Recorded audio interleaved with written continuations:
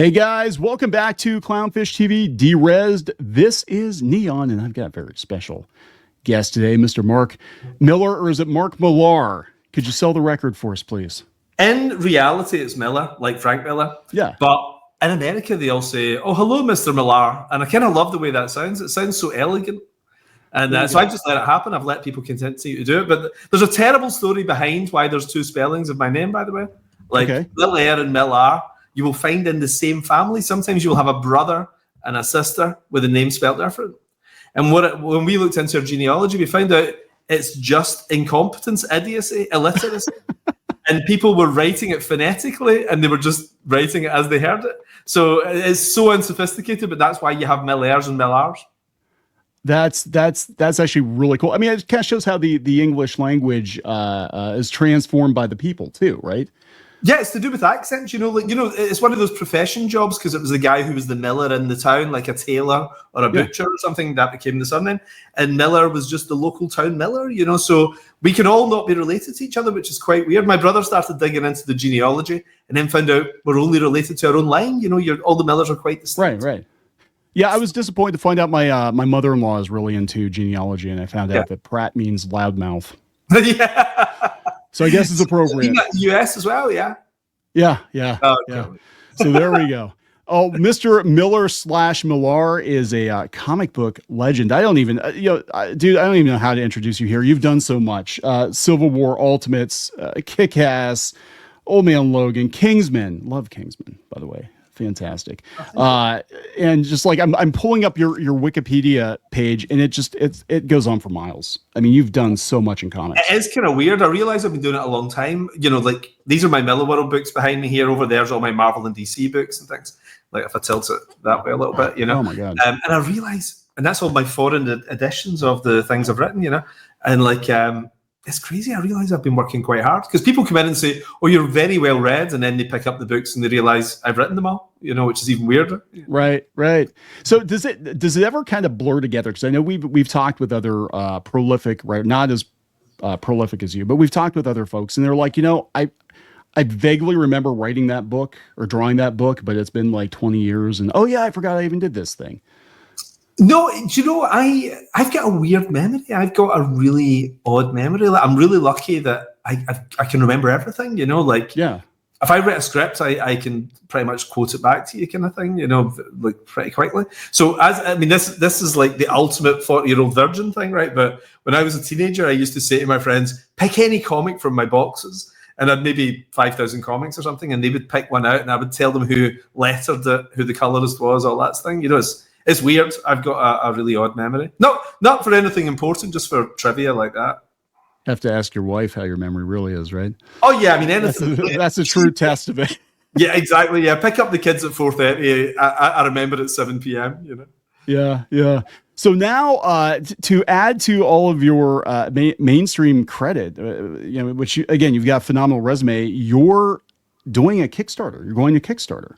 Yep. I've always wanted to try it, because it just seemed this seems really interesting, like I've seen other people have a really amazing time and great success with it, like Eric July is the ultimate example, Yeah. And it's a really interesting model. And to me, what's interesting with comics actually is just to try loads of new things, and especially in this weird place where the market has been, I think worth a roll of the dice, just see what happens, and it seems to have gone well. It's a funny one though, because there's a certain amount of organization involved, which writers and artists aren't necessarily brilliant at, So I'm lucky I've got people helping me in that side of things. But yeah, it's really cool. I kind of love the idea of something showing up direct to consumer. There is something nice about this, and it also means I can create like weird tiers and things like that, like things that I'm interested in. So the book that we're doing, Johnny Romita and I are doing, Psychic Sam, we have a tier in it that's entirely for me, right? This is only I think I really care about this kind of thing, but I've always wanted to have like a black and white Marvel magazine size edition of one of my books, right? So I've just created it, I've just shoved it in as a tier. So I've got, the 54-page comic or whatever it is actually fits perfectly into that Marvel magazine, 70s Marvel magazine vibe. And I've taken the colors out of it, just done it black and white with Johnny and Klaus Jansson's art, and given it a painted cover by Dave Dorman, so it looks like one of those 1970s magazines.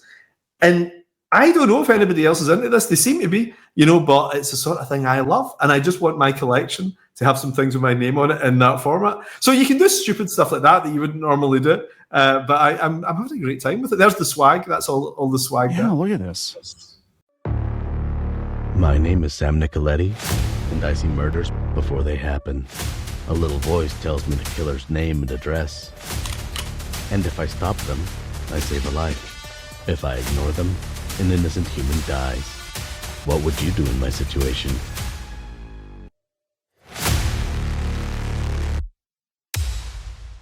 Psychic Sam is a classic boys comic. It's about a guy with a big gun who goes out and solves problems, and he hears voices in his head tell him to kill bad guys. The only trouble is the bad guys haven't done anything yet, but every time he ignores it, someone innocent dies, and it's only a matter of time before the bodies start piling up.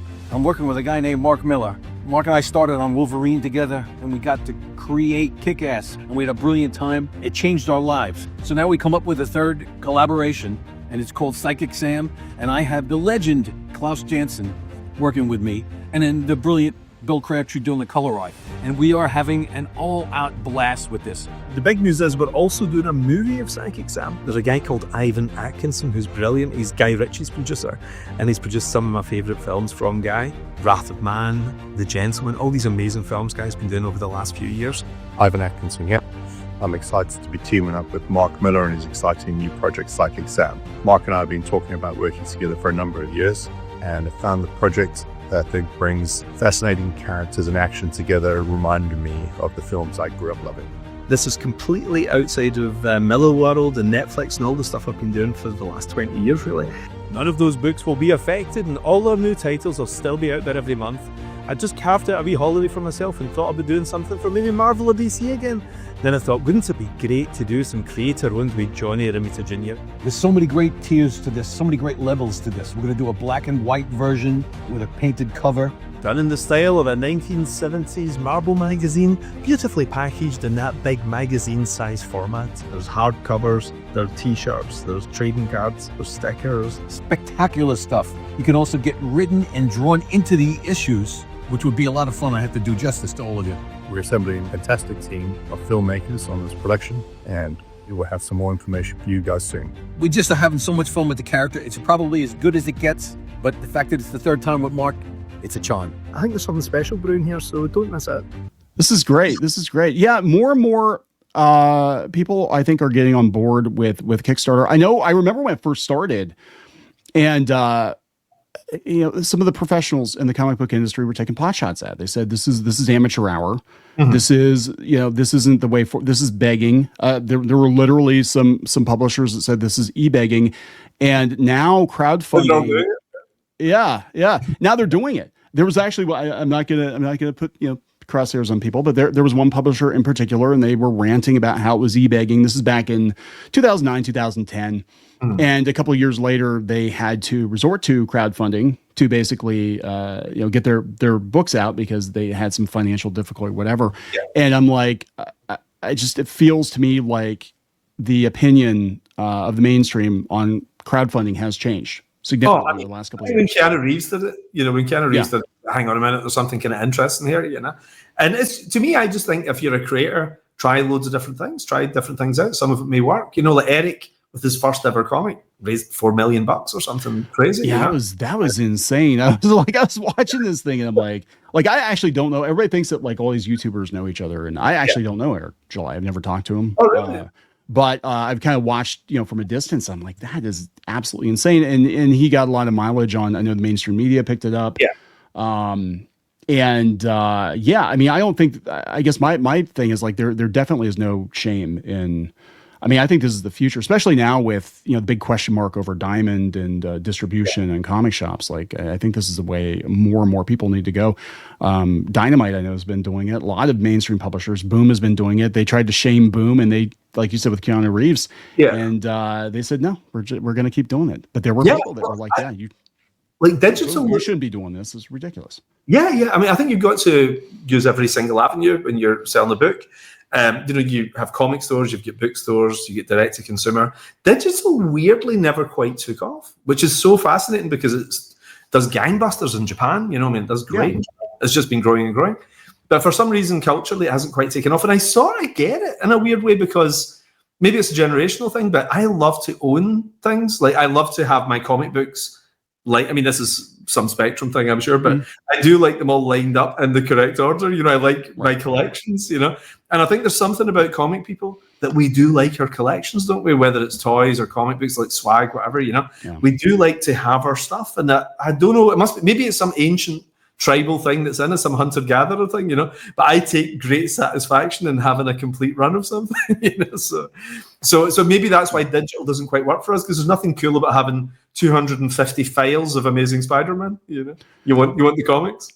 Yeah, that was one thing we noticed. Like, we came from webcomics originally, and we had two different audiences. We had the people that read only digital, and they would only read, you know, online or, you know, PDFs or whatever. And then we had the people that bought the books, so they would wait for us to collect everything into a trade. And those two audiences most of the time did not cross over. Yeah, well, it's the same when I was a kid. This is really interesting. I hadn't thought about it until right now. When I was a kid, obviously I grew up in the UK in Scotland, and my Marvel comics used to come in two formats. So I used to actually get, me and all my friends at school used to get, I mean, I'm talking every boy in the class, used to get the Spider-Man Weekly comic, which was black and white and printed at a magazine size, and it had a backup strip with the Fantastic Four and Iron Man and things like that. And it was black and white reprints of American comics. If you waited 3 years, but then if you paid a little extra, sometimes other stores sold the American editions, you know, and they were available immediately. You didn't have to wait 3 years. So we kind of grew up with that sort of two comic system, really, you know. It's kind of natural to me a bit. So I see comics as something you just sell over and over again, you know. So you have your you could do your Kickstarter, you could have later your American comic book audience. Then you have your mainstream audience through the bookstores and Amazon and so on, you know. So I just think if you can sell it in a million places, that can only be good for writers and artists. Yeah, no, and I think that's it. I think any more creators are gonna, you know, of all tiers are gonna have to start to look at every sales avenue, every sales channel. And you're not gonna be able to say, well, I'm only, you know, available in bookstores. I'm only available in the direct market. I'm only it's like, no, you sell to whoever's got the money, whoever's willing to buy your stuff, and then you sell it again and again and again, right? Exactly. And I think there's more of a hardcore fan thing probably with the Kickstarter thing. You know, people who want different editions and people who want merch, things like that, you know, which is great. I see it's a bit like music, you know, where you will have you know, you can sell it as a CD, you can have it on Spotify, you can have a concert where you go and see it live, you know. It's like there's multiple revenue streams from doing the same thing, and I think anything comics has got to use to its advantage, especially when the market has been in such a weird place for 7 or 8 years. You know, I think it's good to just test this stuff out, see what happens. Do we let's talk a little bit more about the book. I mean, this is exciting. This is you and John Romita Jr. Back together again. I think that's awesome. So you know, I hate to ask you for the elevator pitch, but could you give the elevator pitch to people who are unfamiliar? Okay. I love to, yeah. The idea is, I'll give you a little background on it first, right? Which is, Johnny and I have wanted to work together again for ages. We did Kick-Ass, we did Wolverine, Enemy of the State. We've had a certain amount of success working together, and we really like each other. We really actually get on. And I love having Johnny in my inbox in the morning. Plus, he's so damn fast. You know, like there's none of that waiting around weeks for pages and everything. So it's total joy working with Johnny. And Klaus and Johnny love working together. Klaus Janson, like two legends I grew up with, you know, and I'm middle-aged. You know, these guys have been around forever doing the most amazing work. So we were talking about doing something together. And I was slightly lamenting. I think it was some phone call with Johnny, and I was saying, it's so weird that the Marvel get rid of the Punisher. You know, that I kind of love guys like that. You know, like when the world's going crazy as it is right now, it's a bit like 1974 all over again, where you want a guy with a gun and some simple solutions to difficult problems, you know? And it's just, we're in that period of time again, like cities going bankrupt, crime rising, everything's just kind of crazy in the world right now. Not just America, I think globally. And just there's something very attractive about that very simple character. And it was so weird that it disappeared. I know Marvel are talking about bringing it back now. But I remember they sort of changed it where, you know, the Punisher became a guy who wasn't a kind of badass. He went after people who culturally appropriated or something. I can't remember. They did something, you know, where they changed the format of it, you know. And I just thought, I'd like to do a badass again in that sort of style. So a vigilante hero is what I had as my framework. And I thought, what would be a cool new spin on vigilantes? Because I do love doing those kind of stories. And the idea was really simple. I thought, What if a guy gets a message whispered in his ear the day before someone murders somebody, and it says, like, this is who's going to kill this person and this is their address. If you don't go and kill them now, they're going to kill a good person tomorrow. And he's like, this is crazy. And then the next day that person dies, and it happens again and again and again, and the bodies just keep piling up. And he's like, am I going crazy? But there are bodies piling up here. But eventually he hears about a murder that's so bad that's going to happen next day that he's just a regular guy. He has to go and get a gun or a baseball bat or something and kill this guy before he does it. And that's the beginning of his journey. That's the first 10 pages of the book. He's got to go and kill somebody to stop them killing somebody else. And that's the moral dilemma of the thing, you know? Yeah, so imagine The Punisher meets Minority Report is basically the idea. Yeah, it's awesome. You know, I had a chance to look over some of it early. Thank you very much for that. It's good stuff. It's good stuff. How many pages did you get? What did this end? Oh, am I allowed to talk about that? Oh yeah. Oh yeah. 27. I think it was 27, 28, something like that. Yeah. It was. That's when it starts getting good. You know, so. Yeah. No, it is. I mean, I was thinking about that myself. Like, if you knew for certain somebody was going to do something awful, yeah, would you take action, or would you be like, well, you know, I'm not 100% certain. Yeah. You know, this is 10 times now we've had how many bodies pile up, and it's like, but this 11th time I would question myself. I'd be like, what if this one time? Well, if I'm wrong? I know. And you call the police, and the police are like, what? You know, there's going to be a crime tomorrow. Get out of here. Yeah. You know? So like, you have to do it. And when it comes down to it, as you know, in the story, it's a little boy, you know, and you're like, a man can't stand back if a little boy's going to be killed the next day, you know? So it's a Punisher, but really weird Philip K. Dick kind of ethical questions in there as well. Yeah, because it really, I mean, because I've thought about this before. We see a lot of, you know, especially when it comes to parents. You mentioned a little boy, and, you know, being a parent myself, I know for certain if anyone would threaten my children, harm my children, I don't know what I'd do. Or anything. You know, it's such a visceral human response, isn't it? If you see someone in danger who's weak, you know, you help them. And that's the thing. That's the dilemma with this guy. So there's a real justification for him essentially becoming Frank Castle, you know. And that's where Johnny Enclaus, it's amazing. I mean, nobody can draw doors being kicked in, bullets tearing through bad guys. And Johnny, I made every single villain in Kick-Ass was all the gangsters were Italian just to annoy Johnny. They were all Sicilian, you know. But I've mixed it up a little bit here. It's from all over the world now. Yeah. You don't want to stereotype. Yeah. Well, I don't mind. But Johnny's a dangerous Sicilian, so I can't do it again. I've mixed it up a bit. There's some Albanians and Mexicans and things in there now too. Oh my gosh, that could be. See, that's the thing too. It's like, I mean, it's like, it's such a. Well, at least I think we had 5 or 8 years where everything was such a cultural landmine. Like you can't make this group bad guys, you can't make that group bad guys, you can't do that. Now it does feel like. It's just my point of view. It does feel like I guess the cultural restrictions have been lifted a little bit. Yeah. The world's more relaxed again. Yeah. So now it's free for all. We can just, anybody can be a villain, anybody can die, whatever. Yeah, I know it was a funny time, but I just think it was a youth trend. It was just one of those youth trends, and like all middle-aged people get angry at whatever the youth trend is. Like my dad hated punks, like. I'm sure his dad hated whatever came before that, and it's just that was just a youth trend, and it's well and truly over, But there was a nasty side to it, where you'd get people hunted down online and everything, which was horrible. But it's over now, which is great, and I think people are just telling good stories. I think one thing that's really interesting, Quentin Tarantino makes a really great point about this in a podcast I was listening to, and he was saying that this period that we've been in has been so safe.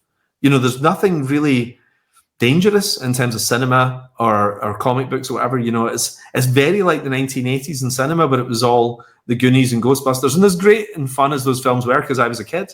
But if you're an adult who loves 70s and 60s cinema, and then suddenly it's just fun family movies for the dominating the 80s, he said it was the most barren cultural landscape for him, because he's 10 years older than me, so he couldn't wait in the 90s to just explode with all this stuff that was so shocking after all these years of very vanilla, benign things. And he thinks we're about to enter that period again, that there's some guy who's 23 right now, and he's like, oh, no. We're not having these Marvel movies. We're going to have some proper cinema again, So I'm excited just as a consumer, as a viewer. I'm excited by that, as a comic book reader. I can't wait to see everything getting a little crazy again. Yeah, I've seen it with now my son is really into independent cinema. Yeah. He is, I would say he's a cinema snob, but, I've been exposed to a lot through him, to a lot of movies through A24 and Neon and a lot of these independent studios. They're doing some really fantastic, really great stuff. A24 is better. Yeah. And I mean, these kinds of movies, even, 10 years ago, I don't think would have gotten as much traction as they have, but I think people are hungry for new things. They're hungry for new experiences. Yeah, there's not many upsides to COVID, but one of the upsides to COVID was that the focus went back on filmmaking again, as opposed to just turning the handle and putting out products. Like, I remember one of my friends who's pretty senior at Disney said to me that the Disney plan was to bring out 12 movies a year and every one of them had to make $1 billion. And I was like, that was the most depressing thing I'd ever heard. They were going to do, I can't remember, like 3 or 4 Marvel movies, 2 Star Wars, 2 Pixar, 2 live action remakes. And it was the opposite of art. It was absolutely horrific. And I kind of, I do like the fact that over the last couple of years, because everyone was scared after COVID to commit to a big $250 million budget on something, they made a lot of small movies again. So last year, we got the most amazing bunch of small movies that I've seen in 15 years. Like everything I loved last year was just a low budget horror. There was 10, 20, $25 million horror movies. Speak No Evil was my favorite movie of last year, James McAvoy's film. Did you see that? John I Hopkins? haven't seen it, but I heard it was really good. Amazing. I mean, the film of the year for me. And something like that just wouldn't have had the traction if it's competing with, Avengers Endgame and things like that, So I do think proper cinema feels like it's returning, and things like Marvel and so on, they'll still exist, but it'll just be the ones we really want that'll be there instead of all the tat they were shoving out, Yeah, I mean, that's one thing that, I was thinking about this the other day. I was doing a couple of videos about Star Wars, Mark Hamill, and the way he talks about Star Wars in the beginning was it was very much an indie film, right? Yeah. They took a risk. I mean, even Steven Spielberg, his early stuff, they took risks. It was low budget. They happened to strike gold, and it resonated with people. And now it just seems like so much of the stuff is they're playing it safe. Yeah. And there is no opportunity for new things. It's like, no, let's make the 19th whatever remake of whatever, because we know it's Money in the Bank. But like Star Wars in particular, like that was so new. It was such a breath of fresh air, and now it feels stagnant because they've just gone back to that well again and again and again. Well, 50 years is a long time to mines, isn't it? And 48 years now. But but if you think about it, I mean, George Lucas was a really interesting independent filmmaker of the early 70s. So the idea of him doing sci-fi, that's not like a slam dunk. That's a quirky, odd thing, And they couldn't afford big movie stars, So they have Alec Guinness, who's famous, but by 1977, not a box office draw. And Peter Cushing, who was really almost in retirement at this point. He was starting to just do very, very random, rare projects. And they were the only names in it. Everybody else was somebody you've maybe seen on a TV show or something, So it really was a sci-fi indie movie, which is so fascinating now, isn't it? And all the people who worked on it thought it was going to be a flop. They'd never seen anything like it. So I think you need that spirit, though. And I think that's where the most interesting stuff comes from, isn't it? Like the first Blade movie. Like, I don't know if you'd get that off the ground now, or certainly not in the last few years. It was a weird, brilliant film, wasn't it? Like, I love it. That was a big swing. Yeah. And it just feels like, maybe now, I think with the studios realizing they got to rein these budgets in. They can't do these $200-300 million pictures. But we're seeing so much get done on $25-50 million. Godzilla, the last Godzilla movie was like $25 million. What a wake-up call to people, I mean, it's amazing. And it doesn't have to be Blair Witch. Like Godzilla -1 looked amazing. Actually looked incredible. And it was really emotional, and it had amazing spectacle and everything. And I mean, we're making the Psychic Sam movie just now. And our budget will be in that sort of 50 to 60 range, which is great. It means we can get a movie star, but it's not so expensive. A bit like Kick-Ass and Kingsman and Wanted. It's not so expensive that people are like, oh, you can't have that scene, you have to cut that line and everything. It's kind of in that sweet spot where you can still do interesting stuff. Like Kick-Ass was $28 million, which is crazy. It only cost $28 million to make. Even Kingsman, which looked $1 billion, was $81 million. So I mean, these are a fraction of this sort of big summer blockbuster budgets. So if you're clever with it, you can do something cool, and I think we're going to do that here. Now, I guess could I segue into and I don't know how you feel about this. Budgets coming down, a lot of discussion of I guess, technology and Hollywood sort of blending together. And, you know, Yeah. we talk about AI and we talk about, you know, the tools that are being made available to bring those budgets down. Yeah. And I'm not making movies, but I'm of the mindset that if we have the tools available to let more people get their voices heard, you know, if we could have 6 good movies for the cost of one middling superhero movie or whatever, I mean, isn't it worth it to try to bring these budgets down, maybe using whatever tools are available? Well, I think, you know, they've been using CGI obviously for years to save building big sets, you know, so they're saving money doing that. And I think AI will be used in the same way.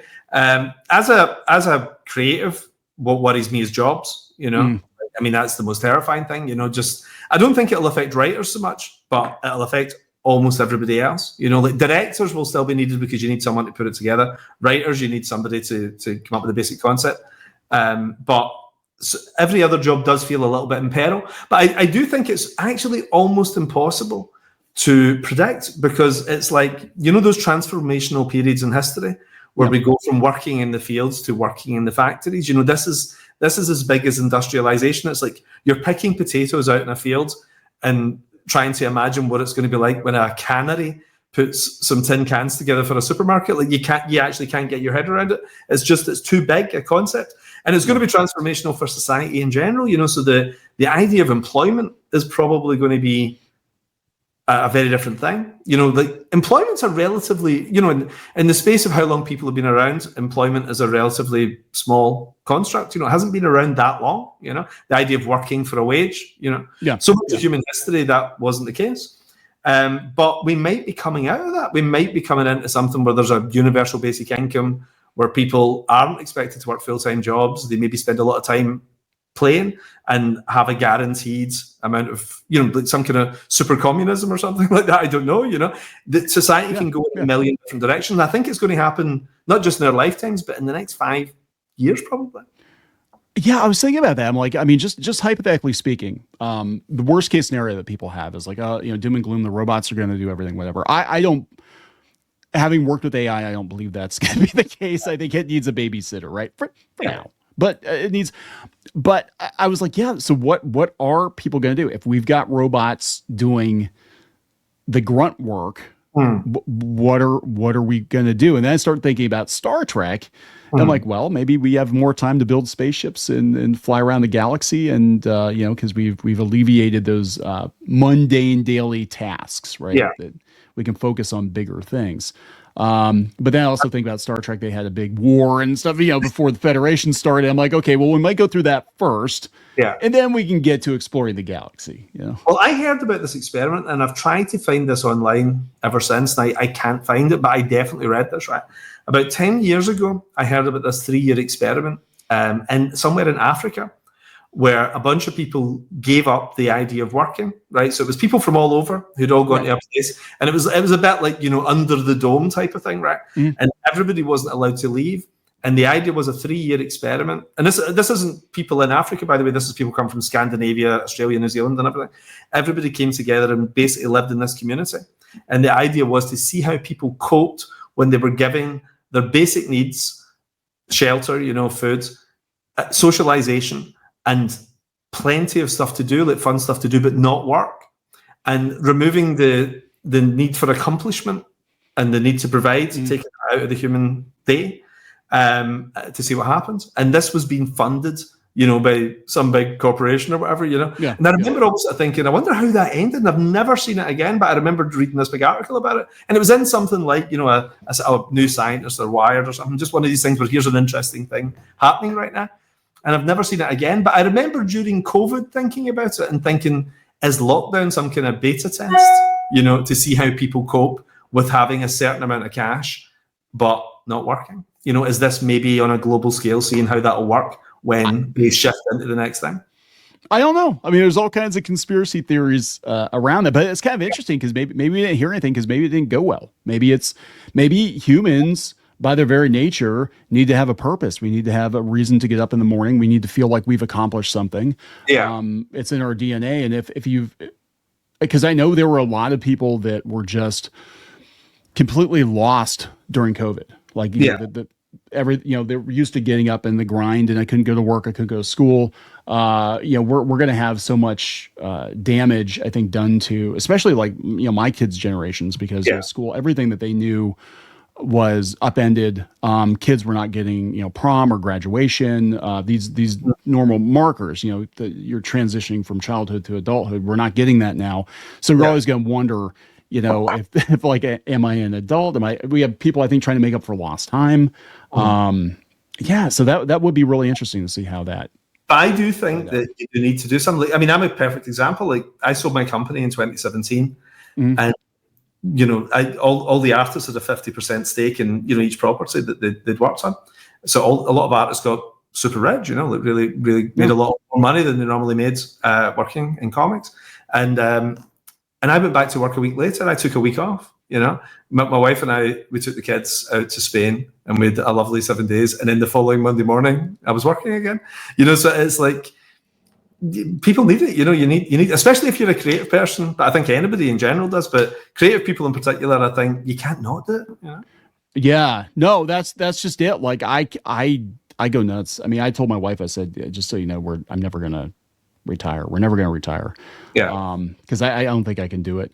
But let's talk about that, because you have your own YouTube channel, which is pretty wild. I mean, you've got these great conversations with so many creatives in the comic book industry, and so how did you get into that? Well, it's a funny one actually, because what it was like you, I'm a super fanboy, right? You know, I geek out. Although I've worked in the industry for a long time, I geek out at meeting the guys I grew up with. So part of me, the little selfish part of me, was like, this could be quite cool talking to guys I loved as a kid, you know, and have never met in real life. So it'd be lovely to meet them and have a conversation with them, ask them about the stories that I love so much. But then the other thing as well was I was aware that these guys are getting pretty old, some of them too, you know. And when I decided to do the channel, I think round about that time, like Neil Adams died, Carlos Pacheco died, there was just George Perez, there was a whole bunch of guys who I really loved who all died around the same time. And I thought, I'd love just some resource, because you know, like a 2-hour conversation with a rock star, you know, you go online and you can find 1,000 of them, you know. But comics doesn't really quite have it. Comics Historian's a really good site. But, you know, I thought I'd like to do something kind of like that and have a resource that's essentially just all my favorite people, all on one line, that will exist in 10, 20, 30 years, whatever, when they're gone. It'll be there and it'll be a little snapshot of their life. And there's something about talking to another professional, especially guys who I'm really friendly with. There's something about that makes them sort of relax and be completely themselves. You know, so they talk slightly differently from how they talk to Newsarama or Comic Book Resources or something. You know, they'll just chat about their life and everything. And I kind of love the idea that I've discovered people long after they're dead. You know, I've really got into guys, Al Williamson, Alex Toth, or whatever, you know, guys I'll never meet who died before I was a pro, you know. And I love the idea that somebody could discover a creator in 20 years and then go back and watch a 2-hour interview where they tell me all about their life, you know. Yeah, that's one thing. I mean, as much as I loved Wizard Magazine back in the day, and you know, so many of us read Wizard, and like, someday I'm going to be in Wizard Magazine. It's not the same as actually seeing a video interview. One of my favorite things, you know, when I was growing up, when I wanted to get into comics, was actually these VHS tapes they had at Walmart. And one of them was Todd McFarlane, and he was just talking shop to this group of kids that wanted to be comic book artists. I'm like, he's talking to me.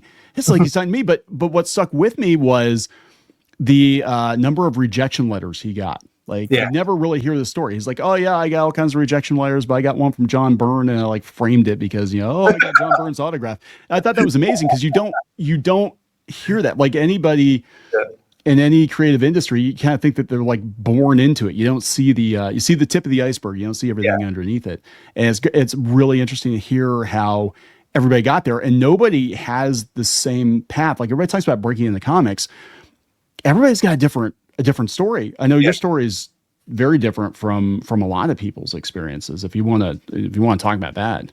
Well, the weird thing, I can't remember not wanting to work in comics. Like, it's one of those things, you know, like footballers, kind of, it's all they've wanted to do. So they're kicking a ball in the back garden from their toddlers. I was like that. I found comic strips that I made when I was 4 or 5 that I don't remember making, because it slightly predates my memory, you know. So it's really weird, you know. They kind of almost pre-exist. And I kind of love that, the idea that it's a vocation in a weird way, because there was never anything else I wanted to do as much as I wanted to do comics. But it never seemed possible. You grow up in the west of Scotland and it feels a million miles away. You feel you have to live near the Marvel offices, you have to be in New York to have a real career like that. But Alan Moore breaking in when I was 13 was the most exciting thing. Alan Moore was doing Swamp Thing. And then I met Alan Moore when I was 13. And that was like jaw-dropping, because here was a guy from the same island that I lived on, 500 miles away, but still close enough. A real flesh and blood person who was actually getting paid by DC Comics to write stories about his favorite characters. And it was funny, when I met him when I was 13, he was kind of wild, because he was starting to meet people he was in awe of, So I met him again when I was 17, and he'd met Kurt Swan at that point. And he was like really excited about meeting Kurt Swan. And you realize everybody's got a hero, and everybody's been inspired by someone else. That happened to me. My wife said, you talk to a lot, because we know a lot of people off and on, throughout the years. And she said, the only person I've ever seen you choke up meeting was Don Rosa, who Scrooge McDuck, huge fan. And I worked on Duck Comics for years. And, I met Don Rosa, and I was kind of like, I was just completely like, just tripping over my words. I'm like, I've read your stories for so long. I've admired you from afar for years. And there you are, and you're just at the comic book convention, like signing stuff. And people were trying to get his autograph. They didn't know who he was, because here in the States, like he's not a huge deal, but overseas, like Duck Comics are huge. Netherlands are huge. This guy is a rock star. He's going on, morning shows over there, and like everywhere he goes, there's a massive audience. And over here in the US, like nobody really seemed to make the connection of who he was. And I was kind of like tripping over him, talking to him, but he remembered who I was. And then like a couple of years later, I actually wound up working on the Fantagraphics Don Rosa collection. So I got to rework some of his work, which was like really wild. But it is one of those things where like, I don't know if you make the connection, because you've read somebody's work, or you've watched them on TV or whatever, and they seem like untouchable, unapproachable, right? I mean, I'm sure you've had people come up to you at conventions and be like, "Oh my God, it's Mark Millar," or Mark Millar, whichever one they're talking to. Do you have any awkward experiences at conventions you want to talk about? People are always awesome. Like, I've always said, like, nobody waits in a line for 2 hours to say they don't like the work. You only meet the people who really like your stuff, which is great. And I think I've been to about 5-6 American conventions in 25 years. Wow. But I do love it when I go. It's just so far away, and my kids have been at an age where they can work around at weekends and everything. I love it. I only ever have great experiences when I'm there. I'd love to do more. That's great. Yeah. That's great. Yeah, that's what's interesting too, because usually, like you said about New York, that was the norm for the longest time. It was like you had to move to New York. And to go work at Marvel or DC. I was gonna do that too when I was a kid. I was like, oh yeah, I'm gonna move to New York until I saw what the rent was. I'm like, yeah, okay, that's not gonna happen anytime soon. But now, we've got creators all over the world, and just everybody just assumes, well, if you're working, and you're doing the Hollywood deals or whatever, that you're living in LA, and that is not the case. No, you don't have to do that anymore. No, which is great. Actually, one thing I meant to say is, in terms of people you choke up when you see, the one that really blew me away was about 14 years ago or something, 15 years ago. I went to the New York Comic Con, and I didn't go to the convention itself. It was like the day before, and I was out for a walk with my wife, and we headed into a bar about 3 streets away. And outside the bar, there was the 1966 Batmobile, like the actual real life Batmobile. Yes. It was a photo opportunity at the convention.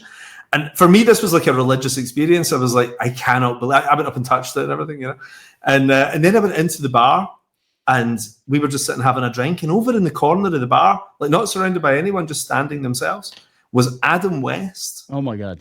Right, having a drink with, get this, Gil Gerard, Buck Rogers, and Lee Majors, the $6 Million Man, also the Fall Guy, of course, as well, And I saw the three of them standing having a chat, and I was like, this is insane. Like, and actually, it was the only time in my life I was genuinely starstruck.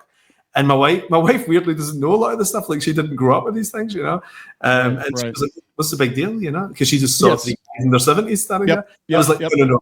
That's Batman, Buck Rogers, and the $6 Million Man. They're having a drink. And she said, why didn't you go up and say hello? Just say you're at the convention as well. And I said, are you kidding me? Like, these guys are solving a crime right now or something like that. Yeah, You know, so yeah. I can't interrupt that conversation.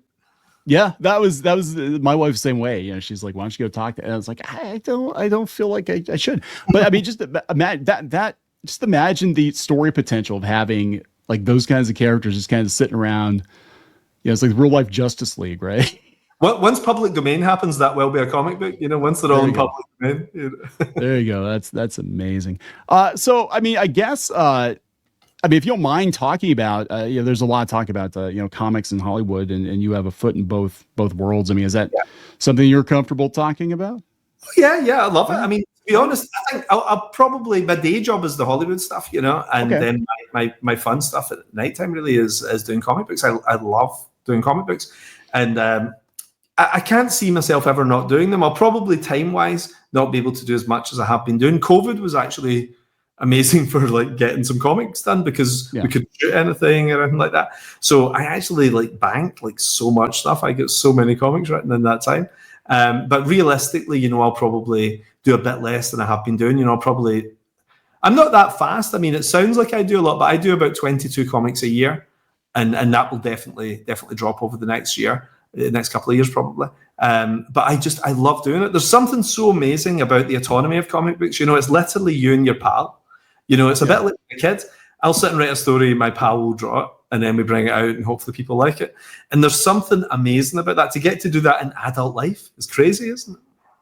A little bit, yeah. It is kind of wild because you don't have to jump through all the hoops, right? You don't have to jump through all the hoops as you do. Budget's never a concern or anything like that. Right. You know? Yeah, a spaceship has as much to draw as a face. You know? Yeah, just be like, hey, I need 10,000 starships. There's a big battle, whatever. You know, the next page, they're just in a coffee shop talking. You know, whatever. It's same deal, right? Of course, the artist might. Oh yeah, I'll be like, yeah, it's like 3 days of work. Thanks, thanks, pal. But it's interesting though because I guess I wanted to ask you because you have what so many modern comic book artists want. You might have even been the prototype for it. Patient Zero for it is. You know, a lot of your work going into the Hollywood pipeline. There has been a trend recently that it does seem like in some cases with other creators that they're trying so hard, I guess, to get that Hollywood deal that it almost feels like, especially in the case of, I mean, this is my opinion as a reader, Marvel, where we've kind of toned down the fantastic to make something more filmable. Do you think that maybe you don't agree with that? I disagree with that actually because I don't think when you're writing a comic book you ever think about budget. You really don't. Like I mean, if you think about it, like, you know, pretty much all comic books would be expensive to make as movies because there's a certain amount of special effects needed, you know. So yeah, I can't think of a single comic book that wouldn't cost a fortune. You know, like yeah. It's like you're not really making a $20 million movie of a comic book, really, you know. But people have said that to me for years, and it's like the thing I always say to them though is, can you think of a great comic book that wouldn't be a great movie? And there's none, you know. Like they even ones you don't expect, you know, like Ghost World or something like that, you know, or Road to Perdition or something. You know, things that were most people don't even realize was a comic book. A story is just a story. It's got a beginning, middle, and an end. And if it's got a through line that connects with people in some way, characters that work, it'll make a great film or it'll make a great television show, you know. But I think it's something really to enjoy because, my God, can you imagine if Stan Lee and Jack Kirby and Steve Ditko had the opportunities we have now? Not only just that Hollywood is eating up anything that we do, but also the fact that we own it. Like, yes. I mean, all these books you see behind me here, that was a massive change in everybody's lives who were involved in those books because we were able to sell originally as movies and then sell the company to Netflix. But if I'd been born a generation before, that would have been owned by Marvel and DC. Every single one of these things would have been owned by Marvel and DC. And that's horrific, you know?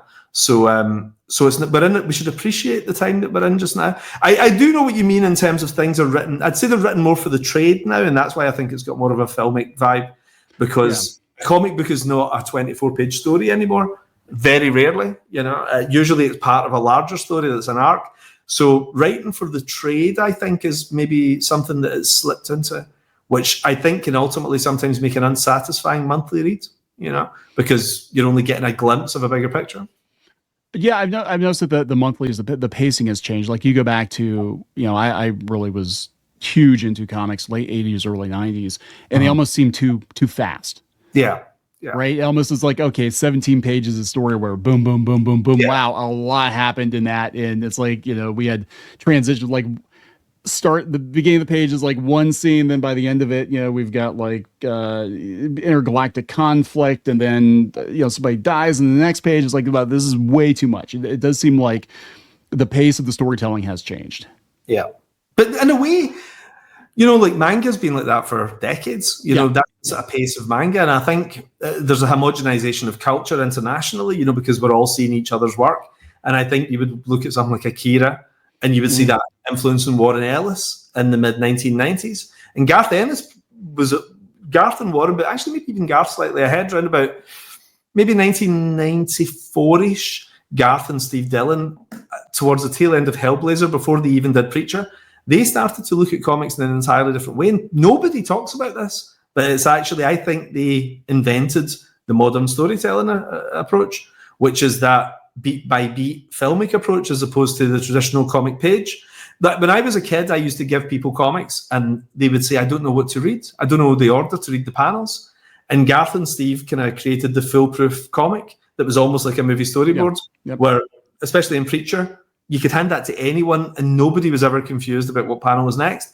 But you look at 1970s, 1980s, 1990s, especially Marvel comics, and my normie friends were like, I've no idea. I don't know how to read this thing. Panels like this, there's been like this, there's a like, what is that? It's a skyline with a word balloon. Who's talking? I don't know.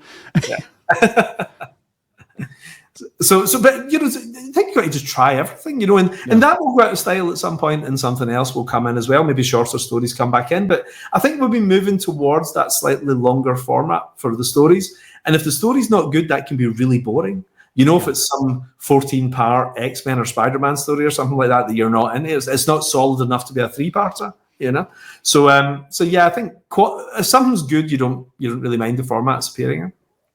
Yeah, I guess I was thinking more along the lines. It does seem like some newer creators are kind of coming into it with, I guess, comics being more of a pit stop than a destination, right? And I get that feeling, especially in the last 10 years. And it does feel like, okay, you don't really like. I mean, this is just, again, as a reader, like you don't really like comics that much. You're just putting your time in because you're hoping you're going to get that phone call from Hollywood, and it's like, it's pretty obvious, but then it's like what made those stories worth optioning in the first place is that they were great comic books, right? No, I think you're right. I think that's true. I mean, I meet, there's a great name for it that Damon Lindelof came up with, which was fake nerds, right? And his thing was Ferds. He called them Ferds. And the idea was guys who were trying to get into Hollywood, so they'd pretend to, really love the Defenders or something like that and go and do a run on these things as a stepping stone. But those guys, I think you get smoked out really fast. If you're not into it, you do get smoked out. You're either talented or you're not talented, really, Yeah. But for me, it's funny because I'm actually a really good example because I'm one of the few people who's really done a lot of both, right? So I've worked in Hollywood as an independent guy, but I've also now been on the staff side, inside the studio as a senior executive, and I can tell you that as much as it's amazing and it's a dream gig and all that, working in Hollywood and everything, it's wonderful. There's the allure of comics is so great, right? That it's so fun to do that I'm the opposite. I'm not a guy who is trying to get into Hollywood. I'm in Hollywood, and in my spare time, I'm doing comic books for free, So I think I've told you before that what I do is I create my job at Netflix has been to create new franchises. After they bought my company, I took a separate job, which was to go in-house and create franchises. So I create like television shows, movies, and everything. Like Magic Order is one of those. That wasn't originally a comic book. And then we had a character Bible and everything that we put together. And then I created a comic book out of that. I translated the story that I was doing as a franchise within Netflix. And I said to the Netflix guys, look, do you mind if I, make a comic book of this? And they said, whatever you want, just as long as you still have time to do your day job. Yeah. So I would do these things, and I gave all the money, 100% of the money, to the artists. I don't take a penny for doing these comics. I don't make a penny in royalties from the books. When the Magic Order movies come out, those books will do gangbusters. I won't see a penny in royalties, which I'm fine with. It'll all go to the artists because I get paid a salary working at the studio. So weirdly, I'm the opposite. I've seen so many people say, "Oh yeah, Miller's just done Magic Order or King of Spies, whatever, for the movie deal." And it's, no, I created it as the movie, and then I've reverse engineered the comic out of it. You know, that's how much I like doing comics. So I always say to people, never undervalue working in comics, because you'll look back on it and think that was a pretty damn sweet job. Yeah, that's awesome. So what advice would you? I mean, I wouldn't even know what to tell people now. If somebody wanted to break into comics now in 2025, it's very different than it was 20 years ago, 25 years ago. Where would you tell them to start? It's a really great question, you know, because in the old days, the formula was very simple. You worked in the independent sphere. Quite often you would work in fandom first, you know, you'd write stuff online and talk about how awesome Frank Miller was or whatever, you know, you'd do articles. And then from there, you would get to do maybe some indie books. And then from there, you get into DC. And that then was a graduation to Marvel, salary-wise.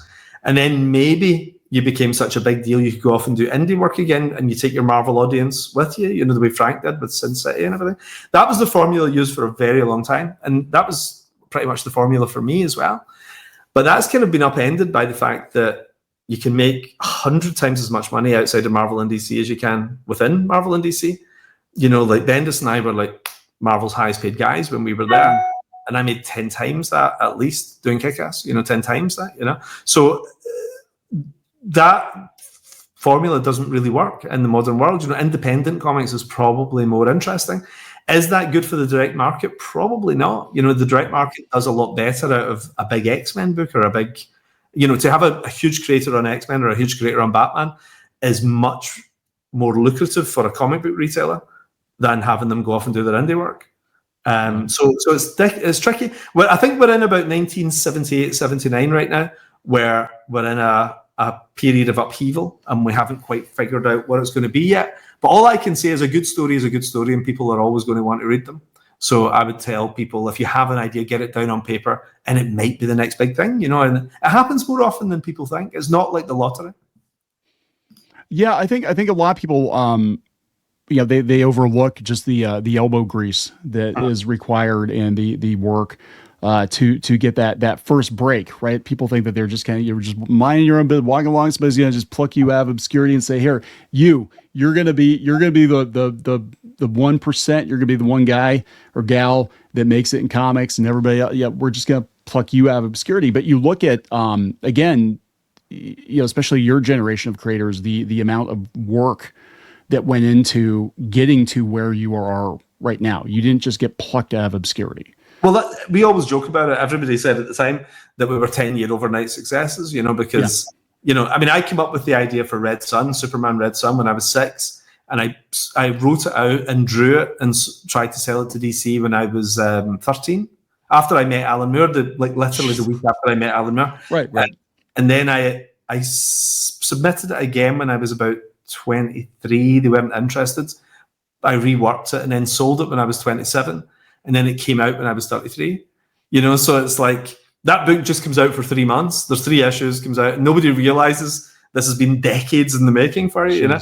So like I'd say the number one thing you have to have in any job, but especially a creative job, is tenacity. It's so important. Yeah. Like every single person I've ever met, like Todd McFarlane, you know, I think he had 180 rejection letters. I think I remember reading something like that. It was a lot. Yeah. And that's Todd McFarlane, you know, but that's awesome, because what that does, you know, steel makes steel, doesn't it? You know, like I think it prepares you for freelance life, and you can never relax. You know, you've always got to treat every job as if it's your last gig, you know, so you have to always stay on your toes and always try and improve and reinvent yourself. Johnny Romita is nearly 70, right? He's like 68, 69 years old. He does 2 hours weights every morning, you know, and it's like, and he works a 10, 12-hour day, and he works at weekends, and he does conventions most weekends now as well, but he takes his board with him and draws when he's doing it. You can never, if you've got a passion, it really helps. But if you do a creative job, you've always got to, you know, try to give it 100%. Yeah, I think people, I mean, they really have a distorted view of I mean, I would say people that want to break into comics and people that are maybe fans of comics of just, like, oh yeah, they just like sit around and draw pictures all day and get paid ridiculous money to, I wish that could be me. And then they don't see what actually is involved. It's like, it is a hard job. It's actually one of the hardest jobs for, unless you make it big, a relatively low pay. You really got to love it. I mean, there's so many people for every, major success in the comic book industry. We've got, 300 other people that are just getting by or maybe not getting by so well, but they love it. They love doing it. And, it's definitely is a tough industry. I think it's a hard job. It's hard, but it's so rewarding, I absolutely love it. Like when I get up in the morning, I cannot wait to switch on the computer. I genuinely can't wait to type in my password and start writing. And there's a great community around it as well. I know it hasn't seemed like that sometimes when you see some of the dramas. Right. Actually, the comic community is amazing. Like my inbox in the morning, because I'm in the UK, I get lots of overnight emails from pals that I've worked with over the years, and and there's just a lovely collection of people. There's just loads of little groups. Like we're on a group. We're on a little private message group and things. You and I with some other guys who we're pals with and everything. And there's just lots of little gangs of guys that you'll just sit and talk nonsense with, which is amazing. Like I don't think if you're a lawyer or you're an accountant or you're a chartered surveyor, I don't think there's that same sense of instant friendship and camaraderie that comic people have, because we have these gigantic things in common. And it's not just one thing. It's not as if we're all just into Green Lantern. We're into like everything. We're into all the same things. Yeah. It's hard because I mean, it's like where I live. We have a lot of older folks in our neighborhood, and everybody's mowing the lawn, and everybody's taking their kids, whatever, and their grandkids are coming over and visiting, and everybody asks like what I do, and I don't know how to explain to them like what, because we do other stuff besides YouTube. We do other stuff too, and I'm like, I do marketing. Mm-hmm.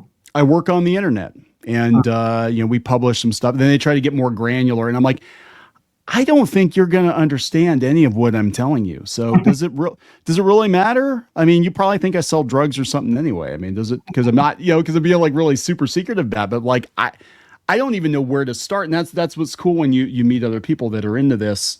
Even if they're not part of the industry, they at least understand kind of how it works. Because people don't realize that there are people that make these comic books and make these TV shows and make these video games and all this great stuff, and that actually is a viable job for some people. And it's hard to explain that. It's hard to, I am 50 years old, almost 50 years old, and I got a bunch of Star Wars toys in my office. It's like, well, that's a good thing. That's a good thing. Yeah. I mean, if you think of your granddad at 50, your great granddad, by that point they're slowing down, whereas we still feel 15 inside in a good way, So I think we've got enthusiasm for everything that's coming up. Over the next 3 years, the slate of movies, TV shows, comic books, there's so many things I'm looking forward to. And I think it must be weird if you're not in that nerd space. I'm like, what are these guys excited about? What are they looking forward to, that we have this amazing lineup of things we can't wait for and we have opinions on. We can't wait to talk to our pals about after we've seen them and so on. I mean, it's a total gift. Whatever the hell happened that made us the way we are, it was a gift. It's not having much of a social life when we were younger, maybe. I don't know. Superman. I'm really excited about Superman. I can't wait. I wasn't at first. I was kind of like, maybe. And then that second trailer, I'm like, you know what? I'm there. I'm in. We got Superman robots. We got crypto. We got this fun looking comic book movie. It's been a long time since we've had just a fun comic book movie. Yeah, I was saying on Drinkers Open Bar the other night, I was saying what's interesting about this is that, the way that Lord of the Rings, the movies, leaned into the best artwork of Lord of the Rings, those Alan Lee posters and covers and things like that, and just made it look like the best version of Lord of the Rings you could have. I think what James Gunn's done here very cleverly is done also what Sam Raimi did with Spider-Man, where he leaned into the Steve Ditko of it all, and what he's done is he's tapped into the most successful period of Superman ever, which is actually untouched in the mainstream space. So we've seen Lois and Clark, and we've seen Smallville, and we've seen Christopher Reeve Superman and so on, and Zack Snyder. But we've never actually seen Silver Age Superman, which is when Superman was selling in the millions, not in the 150,000s. For some reason, it resonated with the human race at peak, between 1955 and about 1968. And that's what he's tapping into here. It's Krypto, Superman robots, Supergirl, Fortress of Solitude. And that's going to be really interesting. It may not work. It may just appeal to middle-aged men who grew up with that stuff. But I don't think so. I think kids are going to go absolutely nuts for it because it's so unmined, that period, that whimsical stuff, that I think families are going to like this. And I've wanted to take my children to a Superman movie for years, and I haven't been able to. This will be the first one I can take my kids. Yeah, it's really interesting because they're leaning into that. Like even the marketing for it, they had a Kenner style Superman action figure commercial.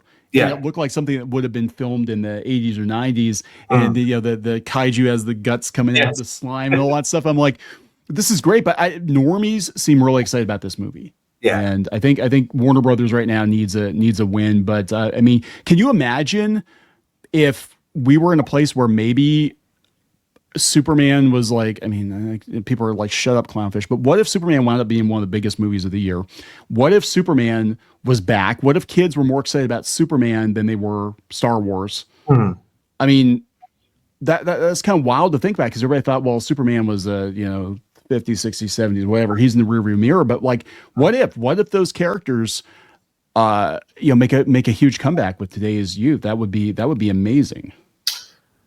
I mean, I would love it, just as somebody who loves this stuff, I would love it. It's rare, when you think back of 100 years of pop culture, most things, if you go back to the 1880s, like Sherlock Holmes, Dracula, and these things, most things only get one generation. It's very, very rare for something to get two generations. So Star Wars really, as much as we try and say it's not, Star Wars belongs to Gen X. That's, kids don't care. You get in a toy shop, nobody's playing with the Star Wars stuff. It's guys with beards that's playing with the Star Wars stuff, But there's a few things that are outliers. Sherlock Holmes, Dracula, Batman.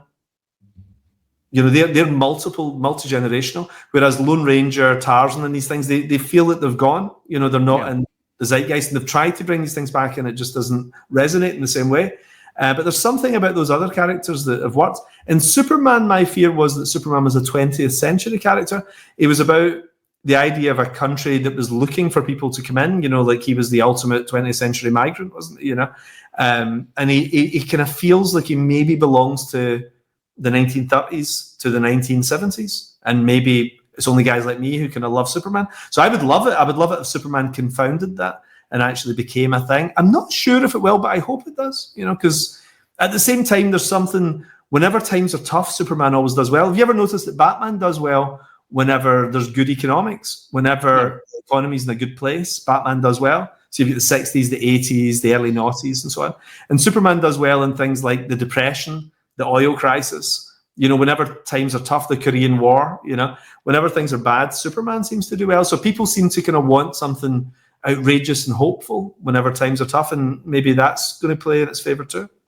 That would be great. Yeah, I mean, it does. Yeah, I never really thought about that before. I'm like, yeah, you think about how things cycle, and I guess the cultural zeitgeist is always tied to whatever's actually going on in the world. What's the appetite like? What are people looking for? Even weird. I mean, like the Minecraft movie. I mean, what are people looking for? Just dumb fun, basically, something that resonates with them.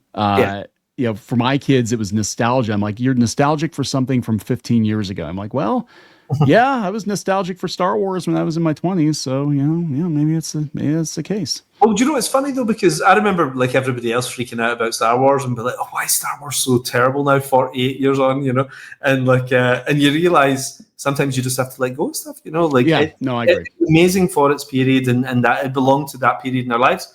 And I had this epiphany a couple of years back, and I was thinking, like, imagine my dad had said to me, I'm not taking you to see Star Wars. He said, you should go and see the new Tarzan movie because Johnny Weissmuller's back as Tarzan. And we're now as far away, far away from Star Wars as Tarzan the Ape Man was from 1977. We're literally that far away. So it's like, it would have been culturally weird if we'd frozen for literally 4 or 5 decades like that. It'd have been weird. We needed to have all the things that came in between. And we need new stuff now, I think. So that's what Minecraft is. My kid's into Minecraft. I'm not, but I'm happy to take her to see it. And that will be her nostalgia in 20 years' time. Yeah, I think what we need to do is we need to learn from the past and make things that sort of homage what we grew up with. I mean, you look at Spielberg and Lucas, and they were it was a kind of a pastiche, I guess, of what they did in the 40s and 50s, what they grew up with, and you Yeah. saw a lot of that in Star Wars, and we're just not seeing that now. We're seeing people get stuck in that rut. It's like no, you grew up with Star Wars, make something new that Yeah. reflects that, maybe has some of that sensibility with it, but it's also new and fresh and exciting for today's audiences. Well, because Spielberg didn't get James Bond, he created Indiana Jones with George Lucas. And because Lucas didn't get Flash Gordon, he created Star Wars. But what we're in right now is some weird slipstream where those guys got the original things and didn't create the new stuff. And that culturally, I think, is unhealthy. The culture should always move forward, I think. Yeah, it does feel like we're kind of stuck in a time warp, but man, I could go on for hours. I'm not going to keep you that long, but I do want to give another shout out here to your crowdfunder, and let's anything else we can do to get the word out here. Let me pull this up here. I hope everyone enjoys it. We really had a great time doing it. It was really fun book to do. Yeah, it is fun. What I've seen, it's very, very fun. Yeah, and it's just, I don't know, it's quite unashamed, it's just like I say, a good guy killing loads of bad guys. We have cool central character and concept, So it's quite an old-fashioned book in that sense. It feels like, one of those 90s Marvel books or something. It's like Punisher Warzone or something. Yeah, it's almost and that's one thing that seems to be lacking in a lot of comics these days, unfortunately, is fun. Even when you're dealing with lots of gore. I mean, that was Kick-Ass. I think that was a huge reason why it was so successful. Was it's bloody as hell, but God, this book's fun. It's a lot of fun. The dialogue, everything, and there is definitely a lot of that DNA in Psychic Sam. But, as we know, we're doing the movie as well just now. So the guy who's producing that is the guy who did some of my favorite stuff right now, Mobland, which I've been loving. And also The Gentleman, Wrath of Man, and everything. So I feel we're in really good hands. They're great guys, and the guys doing the screenplay. Weirdly, the two guys doing the screenplay are from my neck of the woods up in Glasgow, in Scotland. So it was weird. We were doing a Zoom call and we could all understand each other. We all had these weird accents. It was great, So I feel I'm in with a good bunch of guys. All right, so that is on Kickstarter now. You're going for what? Another 37 days? Is that? Yeah, we're quite early. We're only about 6 days in or something, and we're sitting at about $60,000, I think. Yeah, $59 and a bit $1,000. So it'd be nice to crack the 100. I'd be delighted if we cracked the 100. That'd be cool. Keep Johnny in pieces. There you go. And this is volume 1 of 3. So you're going to be are you going to be doing all 3 volumes on crowdfunding, or are you going to go? Yeah. Okay. I've already written them. So I've done all 3, and Johnny's just 3/4 of the way through the first one, I think, right now. But yeah, they'll be crowdfunded. Absolutely, yeah. Okay, awesome. Well, thank you, Mr. Miller/Millar, for taking time to swing by today. You're welcome to come back anytime you'd like. It was a great conversation. I really appreciate it.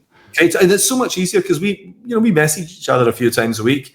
Yeah, we do. Yeah. So much easier chatting, isn't it? It's like, no, your fingers are so relaxed. It's like, this is so much easier just talking. Yeah, it is. We should do it more often. Definitely. So appreciate again. Check out Psychic Sam Volume 1 of 3 on Kickstarter, guys. It is a lot of fun. I'm not just saying that. It's going to be a big hit. I can feel it. All right. So we're going to wrap it up. Thank you again, Mark, for popping on. Please subscribe to the channel. Check out Mark's own YouTube channel if you want some fantastic interviews with comic book professionals. Some good stuff over there. I need to actually dive more into it. You've got a lot of folks over there that I have a lot of respect for. So, all right, we'll wrap it up. Talk to you later. Thanks again. All the best then. See ya.